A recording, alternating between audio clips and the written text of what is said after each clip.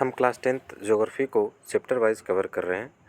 अभी तक हमने चैप्टर नंबर 1 और चैप्टर नंबर 2 को कम्प्लीटली कवर कर लिया है और साथ ही साथ हमने उसके प्रैक्टिस प्रश्न भी दिए हैं आपको। और हमने चैप्टर नंबर 3 को भी स्टार्ट कर दिया था और चैप्टर नंबर 3 को जिसका नाम है वाटर रिसोर्सेज, इसके कुछ टॉपिक को हमने ऑलरेडी देख लिया था। पिछले वाले वीडियो में हमने वाटर रिसोर्सेज के बारे में एक ब्रीफ इंट्रोडक्शन के बारे में चर्चा की थी, जिसने हमने बताया था कि हमारे अर्थ का 3/4 हिस्सा पानी से घिरा है, पानी से भरा है, लेकिन वो 3/4 हिस्सा पूरा हमारे डायरेक्ट यूज के योग्य नहीं है। उसका एक बड़ा पोर्शन सैलाइन वाटर है, लगभग 97% हिस्सा उसका सैलाइन वाटर है, जबकि 3% ही फ्रेश वाटर के रूप में है। लेकिन बड़ी बात यह है कि जो 3% जितना टोटल पानी है पूरे वर्ल्ड में, उसका 3% पानी ही फ्रेश वाटर है, लेकिन वो 3% हमारे हमेशा पहुंच में नहीं है। उसका भी एक बड़ा हिस्सा बर्फ़ की टोपियों के रूप में अंटार्कटिका में या फिर पोलर रीजन में वहाँ पर जमा हुआ है। फिर हमने उसी टॉपिक में उसी वीडियो में हमने डिस्कस किया था कि वाटर स्केर्सिटी क्या होती है और वाटर स्केर्सिटी के पीछे मुख्य काजेस क्या हैं, मुख्य कारण क्या हैं। आज हम डिस्कस करने वाले हैं मल्टीपर्पज़ प्रोजेक्ट्स, बहुउद्देशीय परियोजनाएं के बारे में। ये टॉपिक आपके बोर्ड एग्ज़ाम के लिए भी काफ़ी इम्पोर्टेंट है और इस चैप्टर का माना जाए तो ये सबसे हॉट टॉपिक है, सबसे इम्पोर्टेंट टॉपिक्स है। मल्टीपर्पज़ प्रोजेक्ट के बारे में आप एक सामान्य भाषा में समझ सकते हो कि जब हम नदियों पर डैम्स बनाकर एक साथ बहुत सारे पर्पजेस को पूरा करते हैं, जैसे हम इरिगेशन करते हैं, इलेक्ट्रिसिटी जनरेट करते हैं, फिशिंग करते हैं, वहाँ टूरिज़्म आता है, साथ ही साथ फ्लड कंट्रोल होता है, वाटर सप्लाई होता है विलेजेस में और शहरों में इंडस्ट्री के लिए। तो हम डैम से बहुत सारे पर्पज़ को पूरा करते हैं, इसलिए डैम्स को मल्टीपर्पज़ प्रोजेक्ट्स कहा गया, बहुउद्देशीय परियोजनाएं कहा गया। Dams are built to fulfill variety of purposes at the same time, for example, irrigation, water supply, industrial and domestic use, generation of electricity, flood control, fishing, breeding, inland irrigation. Thus, they are called multipurpose projects. बांध एक ही समय में विभिन्न उद्देश्यों को पूरा करने के लिए बनाए जाते हैं, जैसे सिंचाई, औद्योगिक और घरेलू उपयोग के लिए पानी की आपूर्ति, बिजली का उत्पादन, बाढ़ का नियंत्रण, मछली प्रजनन और अंतर्देशीय सिंचाई इत्यादि। इसलिए डैम्स को क्या कहा जाता है? मल्टीपर्पज़ प्रोजेक्ट्स, बहुउद्देशीय परियोजनाएं। बहुउद्देशीय परियोजनाएं के बारे में जवाहरलाल नेहरू जी का एक बहुत ही फेमस कोट, एक बहुत ही फेमस टिप्पणी उन्होंने की थी। उन्होंने जो डैम्स हैं उनको आधुनिक भारत के मंदिर कहा है। Jawaharlal Nehru proudly proclaim that dams are the temples of modern India. Jawaharlal Nehru ने गर्व से डैम्स को मॉडर्न इंडिया का टेम्पल कहा, और इसके पीछे कहे जाने के पीछे क्या कारण थे? Because they combine development of agriculture and the village economy with the rapid industrialisation and the growth of the urban economy. उन्होंने डैम्स को मॉडर्न इंडिया का टेम्पल इसलिए कहा क्योंकि डैम्स एग्रीकल्चर और विलेज इकोनॉमी को तेज़ी से बढ़ते हुए औद्योगिकरण और शहरी अर्थव्यवस्था से जोड़ती है। ये कोटेशन आपको ध्यान हो, ये प्रश्न आपके एग्ज़ाम में पूछा जा सकता है कि किसने डैम्स को मॉडर्न इंडिया का टेम्पल्स कहा। तो आपको ये बात ध्यान होनी चाहिए कि जवाहरलाल नेहरू जी ने डैम्स को मॉडर्न इंडिया का टेम्पल कहा, और इसके पीछे मुख्य रीज़न क्या था? क्योंकि डैम्स एग्रीकल्चर और ग्रामीण अर्थव्यवस्था को तेज़ी से बढ़ने वाली शहरी अर्थव्यवस्था और औद्योगिक वाली अर्थव्यवस्था के साथ जोड़ती है। ठीक है, अब हम देखेंगे डैम्स के क्या लाभ होते हैं और क्या नुकसान होते हैं, एडवांटेज और डिसएडवांटेज क्या होते हैं। सबसे पहले हम देखेंगे डैम से क्या क्या एडवांटेजेस होते हैं, लाभ क्या होते हैं। पहला है इलेक्ट्रिसिटी जनरेशन।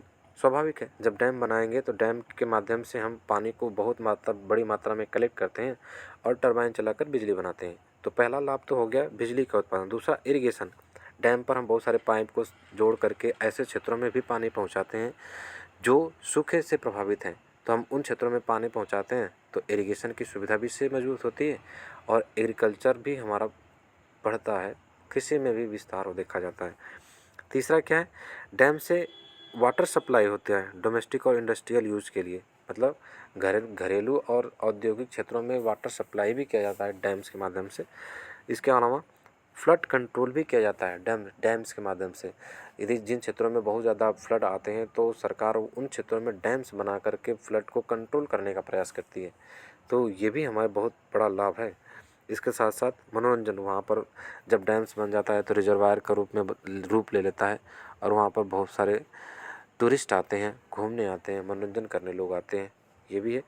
साथ ही साथ इनलैंड नेविगेशन में भी ये बहुत मदद करता है। इनलैंड नेविगेशन का मतलब जब हम दो स्थानों के बीच दो स्थानों के बीच की दूरी को तय करते समय हम जलीय मार्ग और दो स्थानों के बीच के जलीय मार्ग क्या है, नदियाँ, उनके माध्यम से जब एक जगह से दूसरे जगह आवागमन करते हैं तो इसे क्या कहते हैं, इनलैंड नेविगेशन। साथ ही साथ डैम्स का उपयोग मछली पालन, मछली प्रजनन के रूप में भी किया जाता है। तो ये सारे लाभ हैं डैम्स के।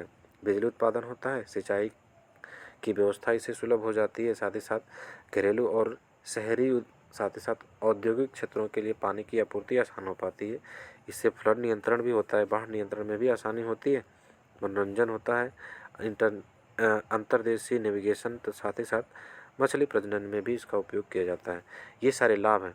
लेकिन डैम्स के नेगेटिव एस्पेक्ट्स भी हैं, इससे बहुत सारे हमें नुकसान भी होते हैं। जैसे हमने इसके डिसएडवांटेजेस में देखोगे तो सबसे पहला क्या है, affects natural flow and excessive sedimentation at the bottom of the reservoir. ये जो नदियाँ हैं, नदियों को जो नेचुरल फ्लो होता है, नेचुरल प्रवाह होता है, उसे रोक देती है। ये एक बड़ा नुकसान होता है। जब वहाँ पर रोक देती होती है तो वहाँ पर क्या हो जाता है, उसके प्रवाह को प्रभावित करता है। जब प्रवाह को प्रभावित करेगा तो उसके आसपास वाले क्षेत्रों पर भी उसका नेगेटिव प्रभाव पड़ेगा। दूसरा क्या है, सम सबमर्जेंस ऑफ नेचुरल वेजिटेशन। अब बताओ, मान लीजिए ये कोई नदी आ रही है और हमने यहाँ पर बहुत बड़ा डैम बिल्ड कर दिया। तो जब डैम बिल्ड कर दिया तो मतलब इन वाले क्षेत्रों में पानी बड़ी मात्रा में एकत्रित हो गया। तो जब पानी बड़ी मात्रा में एकत्रित होगा तो वहाँ का जो नेचुरल वेजिटेशन होगा तो उसमें तो डूब जाएगा। जब उसमें डूब जाएगा तो स्वाभाविक है वहाँ की वेजिटेशन का लॉस होगा, बड़ी मात्रा में वेजिटेशन लॉस होगा और बहुत सारे जीव अपने क्षेत्र को छोड़कर भागने पर मजबूर होंगे। उन्हें अपने क्षेत्र में रहने के लिए कोई अवसर ही नहीं बचेगा, उन्हें वो क्षेत्र छोड़ना ही पड़ेगा। जिससे हमें नेचुरल वेजिटेशन का बहुत बड़ा नुकसान होता है। इसके अलावा difficult for aquatic fauna to migrate, वहाँ पर जलीय जीवों के प्रवास में भी बहुत सारी समस्याएं होती हैं। इसके अलावा अगला नुकसान क्या है, large scale displacement of local communities.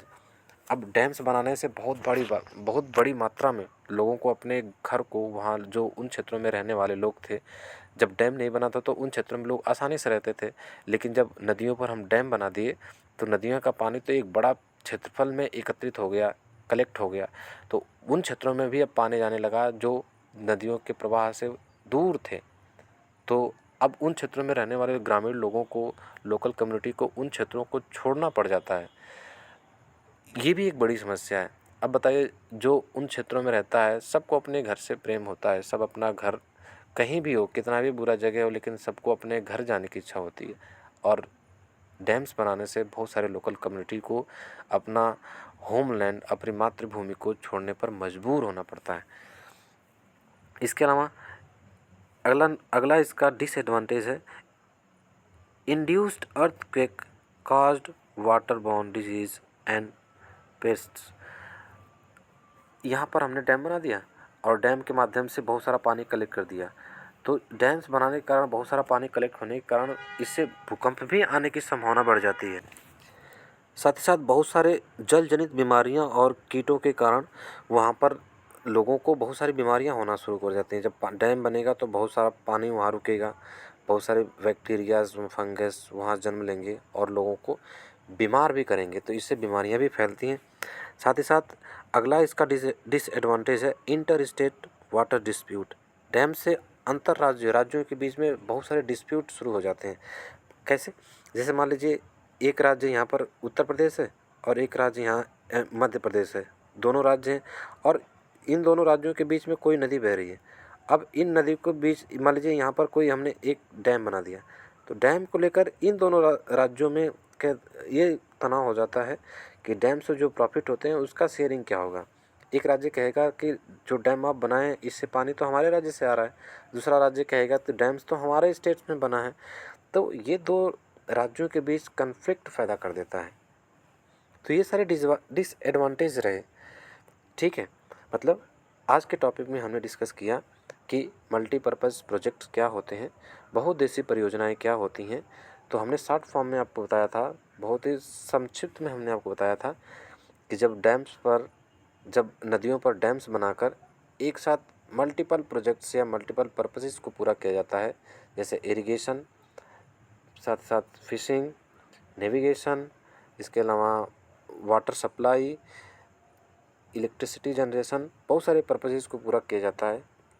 इसीलिए डैम्स को मल्टीपर्पज़ प्रोजेक्ट्स कहा जाता है। इसके बाद हमने देखा कि मल्टीपर्पज़ प्रोजेक्ट्स के क्या क्या लाभ हैं। इससे बिजली उत्पादन होती है, सिंचाई होती है, घरेलू और औद्योगिक उपयोग के लिए पानी की आपूर्ति सुनिश्चित हो पाती है, फ्लड कंट्रोल होता है, मनोरंजन, इसके साथ साथ इनलैंड नेविगेशन में भी मदद मिलती है, साथ ही साथ फिश मछली प्रजनन की भी व्यवस्था हम कर पाते हैं।